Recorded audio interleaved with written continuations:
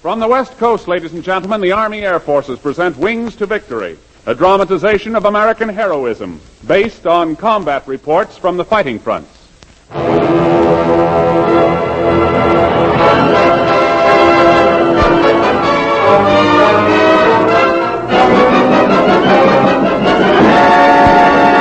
Uncle Sam presents Wings to Victory.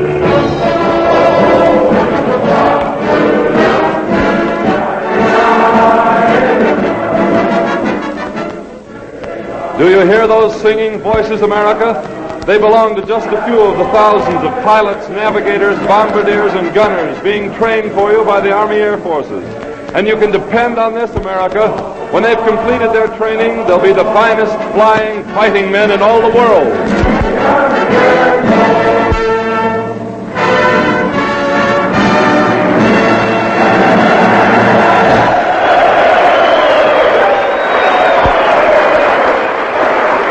Attention, Mr. and Mrs. John Jones, USA.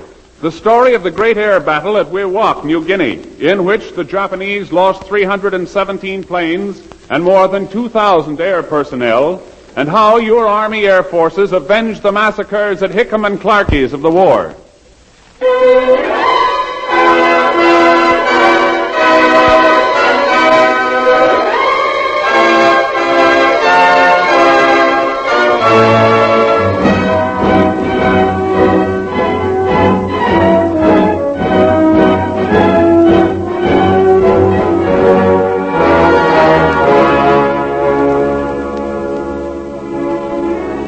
MacArthur's American and Australian ground troops were closing in on Salamala.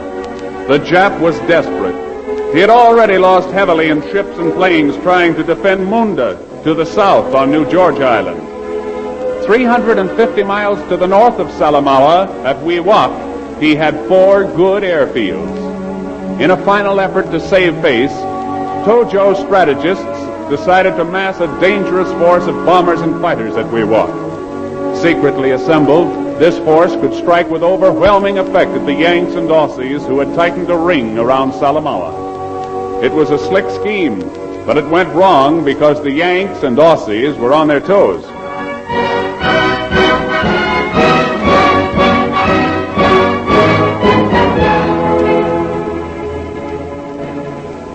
Alf Archibald's the name.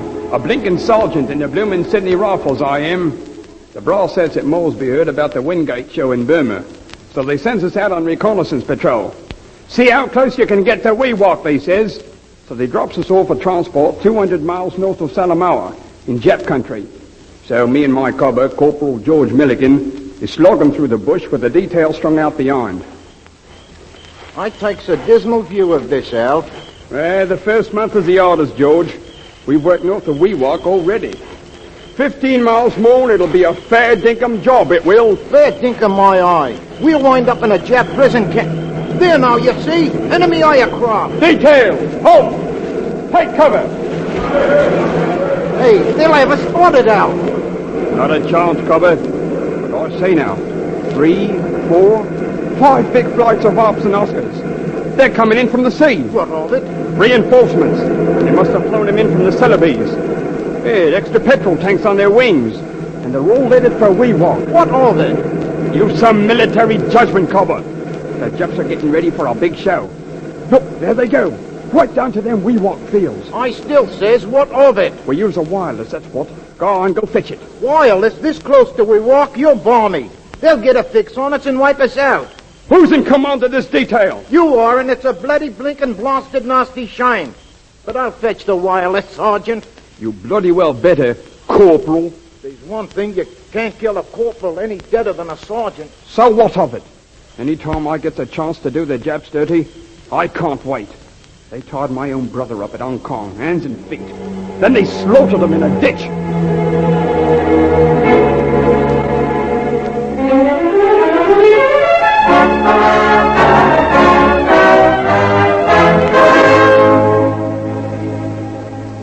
My name is Plaisted, Captain John H. Plaisted. I'm an Air Force intelligence officer attached to our headquarters in New Guinea. The reports on Wewak cleared through me, and I had the word of a sub-skipper and an Aussie patrol to corroborate other information. So I went in to see our general. Good morning, Jack. Good morning, sir. Have you had time to read my memo? Just finished it. Looks like the Japs are cooking quite a thing at Wewak, huh? Yes, sir. They've sneaked in at least 400 new planes. That many? Well, I've averaged 9 reports, sir. Maybe we ought to take some pictures, eh? Well, it'd clinch the case all right, but I wish you wouldn't, sir. You see, Recco planes would tip them off, and we purposely neglected Wewak, hoping they'd do just what they've done. You want to jump them cold? Well, they jumped us cold a couple of times. I'd like to see them hit just once without warning. Yeah, so would I. But we're involved at Salamaua, and I don't know what General MacArthur would say to Sir, that. he'd love it. He knows that every man down here has been dreaming of a chance like this. All right, I'll ask him. Today, sir, every minute's an added risk. Okay, Jack, I'll get right on it. Thank you, General. You know why I was so eager in there, talking to the old man? Because I'd walked across Hickam Field that Sunday morning. They'd picked up the wounded, but not the dead. And our planes were still burning. And I saw 3 boys I had dinner with the night before. I still see them.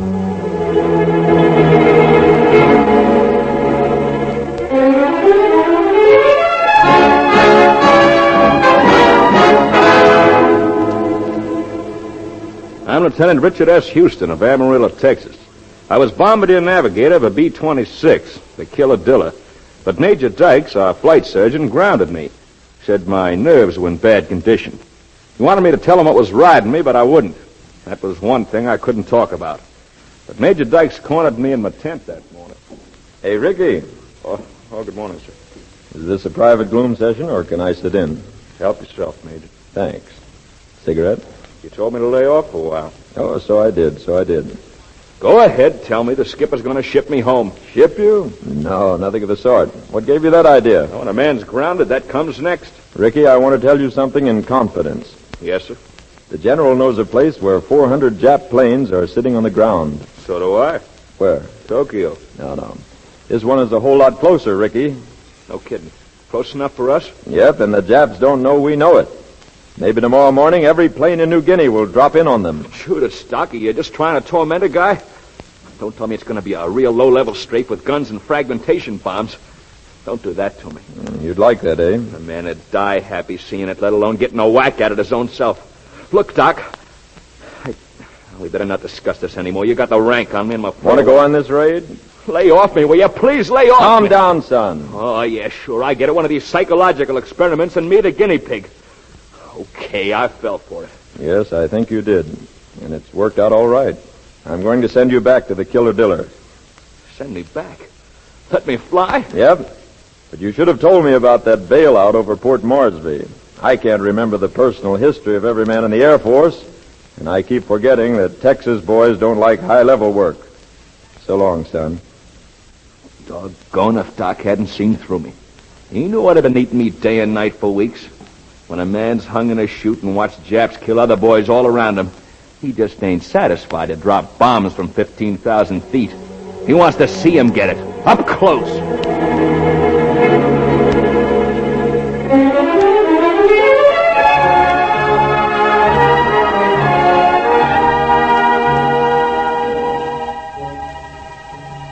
I'm First Lieutenant Wickham Stedlow, Jr. I wish to register my emphatic protest against the mental attitude which catalogs meteorologists as mere weather officers. I mean, they think weather officers view everything with cold scientific detachment.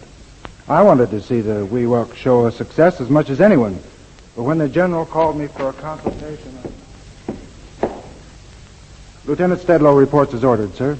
Stedlow? I'm the weather officer in charge, sir. Major Johnson is on sick leave. Oh, yes. Got your maps? Yes, sir. Good. Now, what kind of weather can you promise us for Wewak? First light in the morning. Wewak, sir? One moment. Wewak. Quite favorable. High-pressure area is just nudging the coast. I'd say visibility is extremely good with light variable winds from the southeast. Oh, good, Lieutenant. Sir, I beg your pardon, but I don't quite... You weather boys have let us down. I don't want clear skies over Wewak. I want a weather front moving across the Owen Stanley Mountains so we can bust out of that haze and massacre all the Japs at Wewak. Oh, I see. No chance of that tomorrow morning? Oh, not the slightest, sir, but if you'd be patient, there's a dandy little storm making up over the How Bandit long Sea. would we have to wait? Well, 48 hours at least. No good. We'll have to go ahead in your nice clear weather. Well, couldn't you wait 30 hours, sir? There's one other possibility I overlooked. What's that? Well, Parker, our man at Moresby's, been making a study of Owen Stanley Mountain thermals. Now, I note here in his 1,400 hours report that his isobars are almost looped for the area opposite Wewak. What does that mean in plain language? Local thunderhead, sir. That could be almost as good for your purpose as a sustained cyclonic... Okay. I'll settle for a local thunderhead. Can you deliver one inside of 30 hours? Well, I can answer that more positively after I've flown across that thermal belt, sir. Thermals are such tricky little scamps. Look, kid, I want a thunderhead or a front or just a big cloud. I want it awful bad. It's a personal matter to me and lots of others in this Air Force. Understand? Yes, sir. That night I found the General's weather for him. I found it at 26,000 feet. A beautiful force 5 gale was blowing into the Owen Stanley Mountains and striking thermal shafts with a 26-degree temperature variation. I knew we'd have a tidy little cyclonic storm across that mountain range by morning. I flashed my report in code, but I felt nothing personal toward the Japs at Wewak. From a scientific point of view, the Japanese race has no sociological or cultural right to claim a civilized status. Does one hate baboons for being baboons?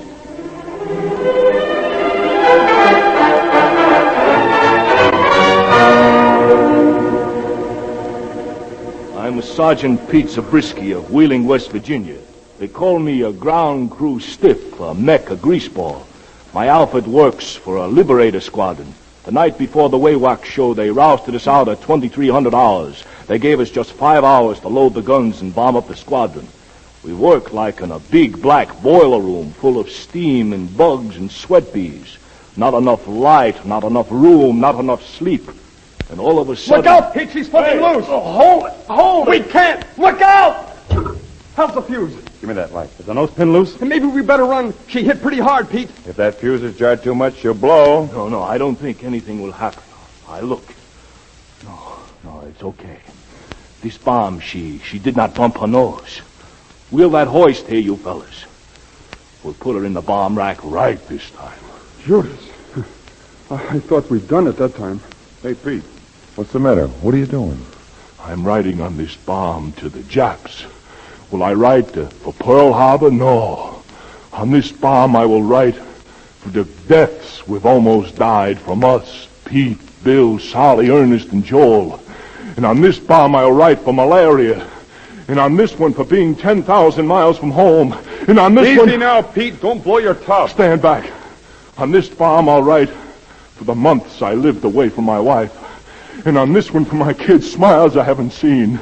And on this one for teaching me to hate and begging you to be damned. Come on, Pete. Take it easy. We'll rest a few minutes. So I went with Bill for fear they would think I'm crazy.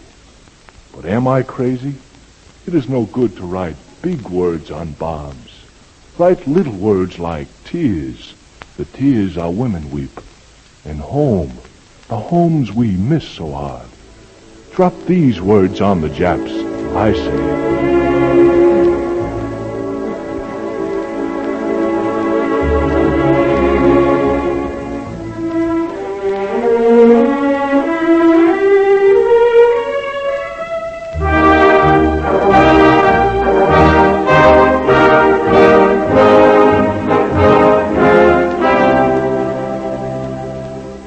Andrew Jackson Parks, that's me. They should have named me Steve 8-Ball Parks. I'm from Boise, Idaho. Fly a B-25 Mitchell. They alerted us for the Wewak show at 2 o'clock in the morning. An intelligence officer from headquarters briefed us in the operations hut. Gentlemen. We're going to put on a little party for the Japs at Wewak. This squadron will cross the Owen Stanleys by way of Big Finger Pass. There are 4 airfields at Wewak. Your assigned target is the one at Borum. Now, there should be about 150 bombers on the ground there.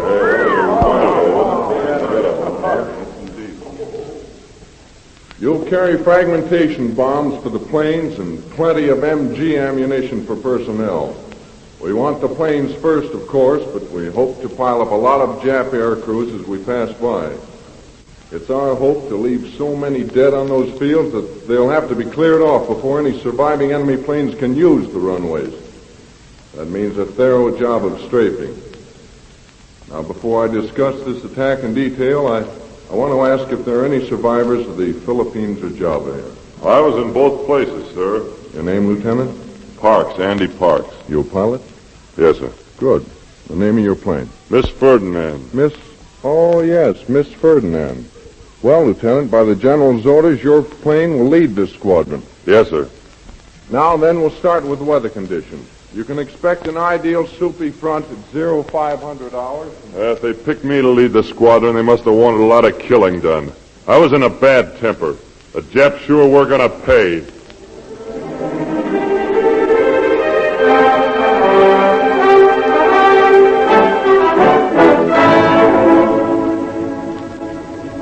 I'm Second Lieutenant Henry Johnson at Three Oaks, Iowa.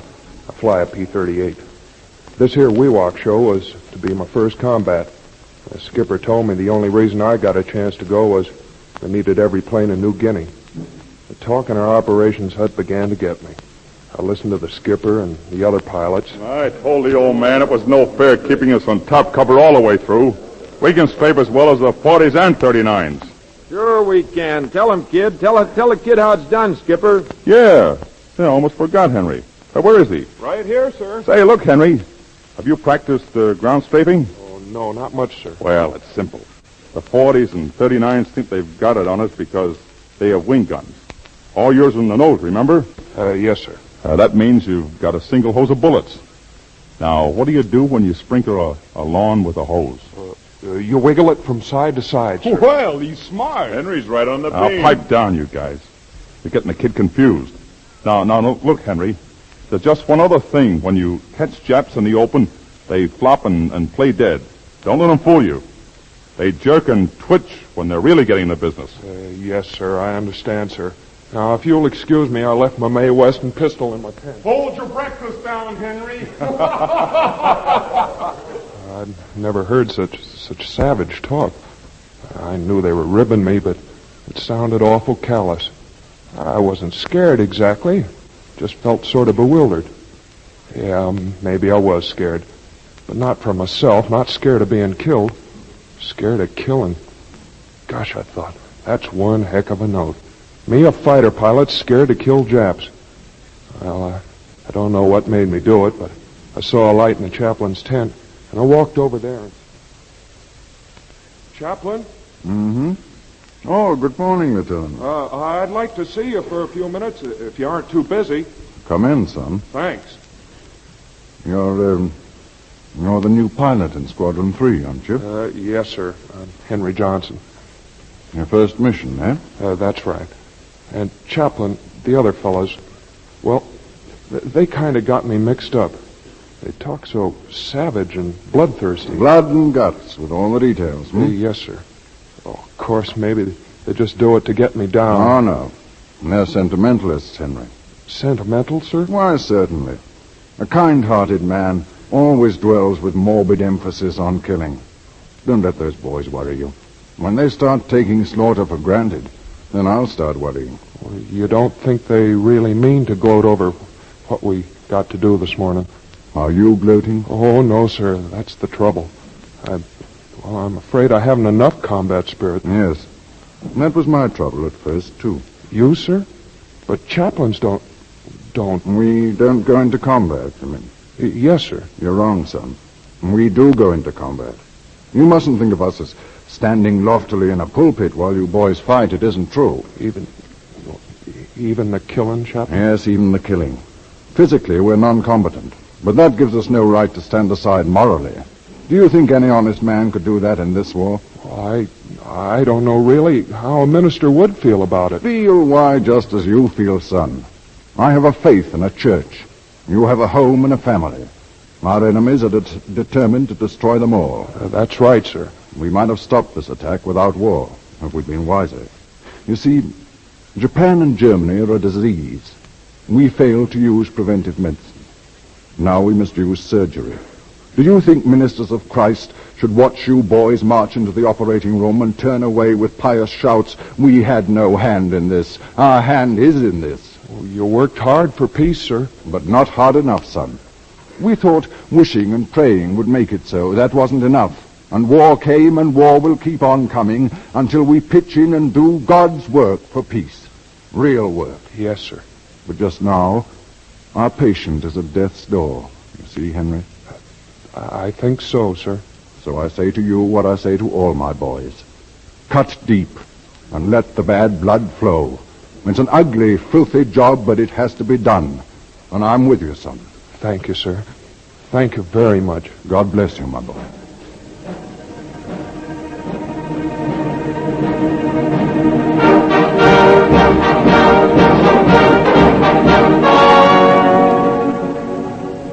Me? I'm only a PFC in the infantry. But I know the Japs had to get it somewhere that morning. Because, look at me and Doggo. Private Clarence Budkins of Siloam Springs, Kentucky. It was in a foxhole on the Salamau lines. The Japs had been pouring it on us all night long. They had a big loudspeaker rigged in the jungle, and a lousy Jap that talked good English was trying to drive us nuts. For Pete's sake, Butch, ain't you never gonna lay off that thing? Sit tight, Doggo. Don't let him get your nanny.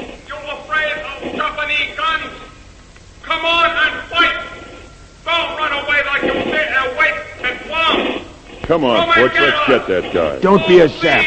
They got machine guns every 2 feet. Well, how long we gotta take this thing? Why don't we charge them? Why don't we kill every one of those dirty rats? Listen carefully.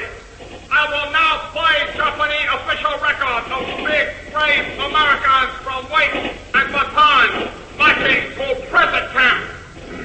Okay, Japs, I don't take no more of this. Doggo, get down. I won't take no more. I'm gonna kill some skivvies. Let me loose. No, Doggo, it's just a trick. Wait. Here I come, you squint-eyed red-nosed flower. Get out of those holes and fight. Come on, bring your whole bag of rats. Doggo! Get down, Butch. That's an order. But they killed my buddy. They killed him. Shut up. We'll kill plenty of them when the time comes. When is it coming? How long do we have to crawl through this stinking jungle, yard by yard? Hey, planes! Our planes! Silence, stay down. They're ours! They're going north! Give them hell! Lions, give them hell!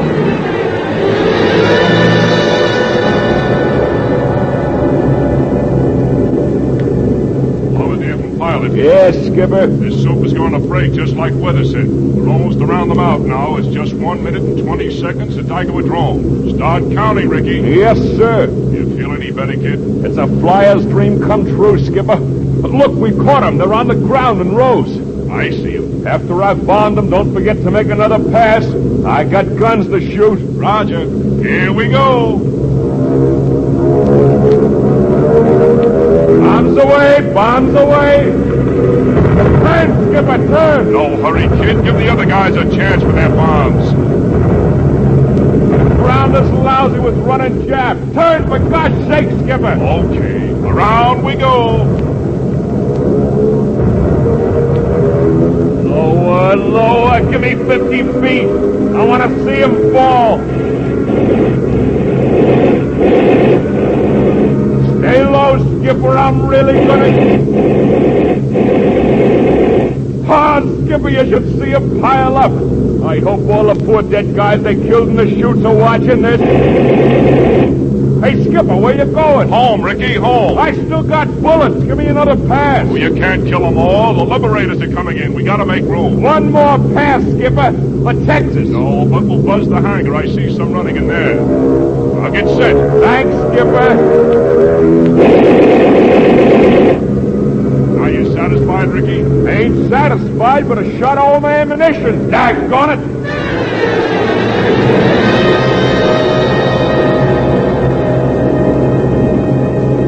May 25 Squadron from Lieutenant Parks. This is Borum Field, dead ahead. Take echelon to left at 500 feet. Attention, all bombardiers. All those Nakajimas in the middle lane have crews aboard and are starting to move. Drop your bombs with 50-yard leads. Let them run into the bursts.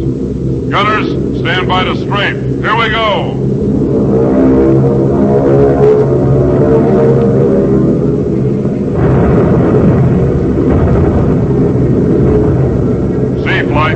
C-flight. Turn left and take that dispersal room. Now come on, gang, with the guns this time.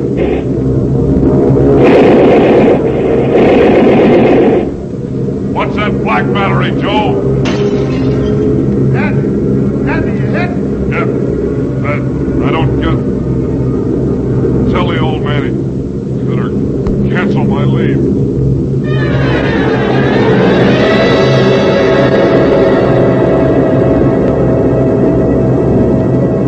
Lieutenant Johnson from Squadron Leader. Yes, sir? Move up to Gwin with the first element, if you like. Wewak won't look so messy as it's going to look later. Thanks, sir, but I'll keep my regular place. Okay, Henry.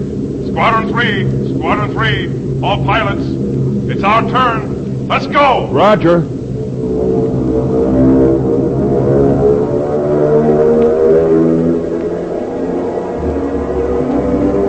Are those things, men? Those little things darting in between the smashed planes? Is that a slit trench, scrawly line pointing toward Tokyo? They're jumping in. They're huddling. I can see the rising sun on their backs. There's fire and smoke. Oh, God, must I do this? Even the Japs? Cut deep, son, and let the bad blood flow. It's an ugly, filthy job, but it's got to be done. Where's my gun button? I've got it. Switch on.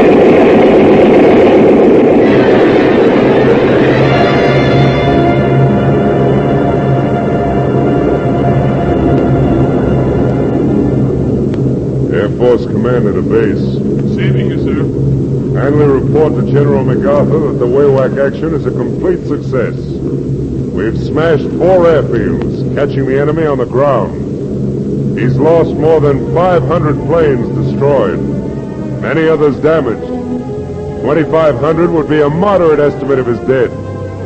They're lying in windrows on the airdromes. Nothing I saw in Hawaii or the Philippines was equal to the death and destruction we have dealt the Japanese today. That's all.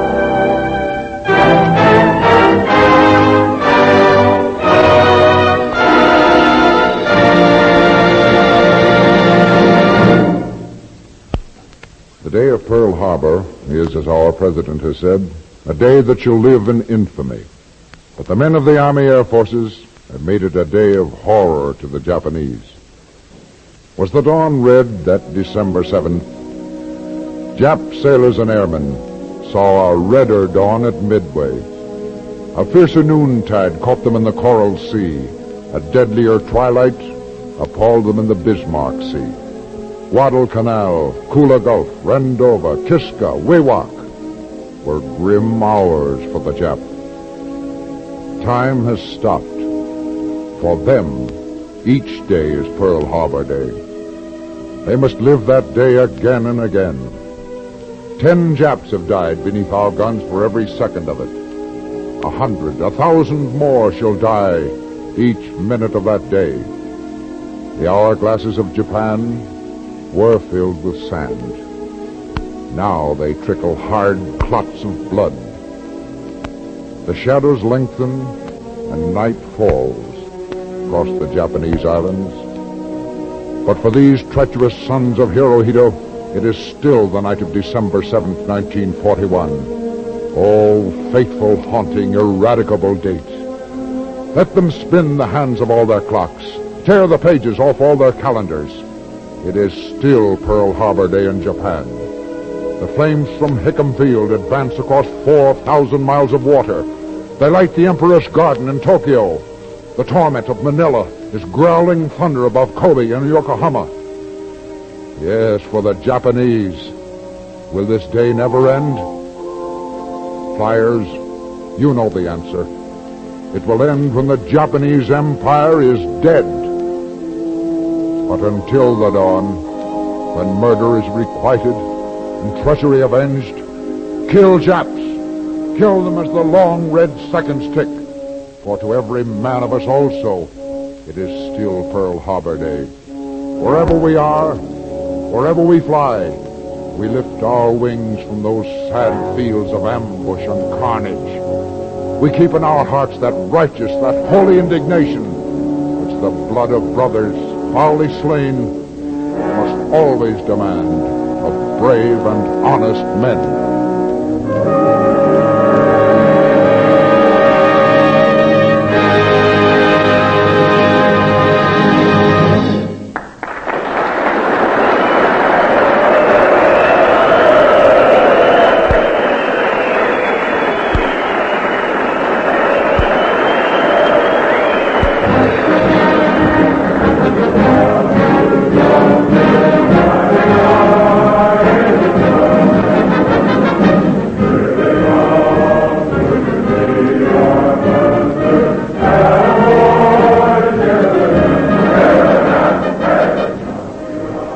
You have been listening to Wings to Victory, an official presentation of the Army Air Forces. For obvious reasons, the names of characters in these stories are fictitious. The script was produced by William T. Johnson.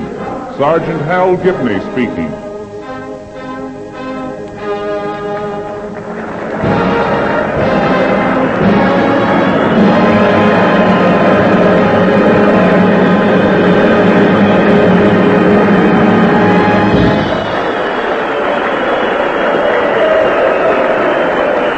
This war service program comes to you each week from the West Coast. And now, an important message from your government. 1, 2, 3, 4 freedoms. That's what we're fighting for. Freedom of speech and worship, freedom from want and fear. It's the reason our husbands and fathers and sweethearts are fighting all over the world. And to wage that fight for us, the men and women at home, we've got to buy the bonds so they can do the job. We must dig deeper and deeper into our salaries and thus materially declare our faith in the 4 freedoms as a way of life. We on the home front are not asked to give our lives, but only to give up a few luxuries, a few comforts. Make what you already have do, homes and furnishings and clothes. Use them carefully and avoid waste or expensive repairs. That money belongs in war bonds. If you're investing 10% of your wages in war bonds, then increase to 15 or 20. Join a payroll savings plan. For freedom's sake, buy bonds. This is the Blue Network. We hope that you've enjoyed this recording, and for more happy listening, please visit otrcat.com.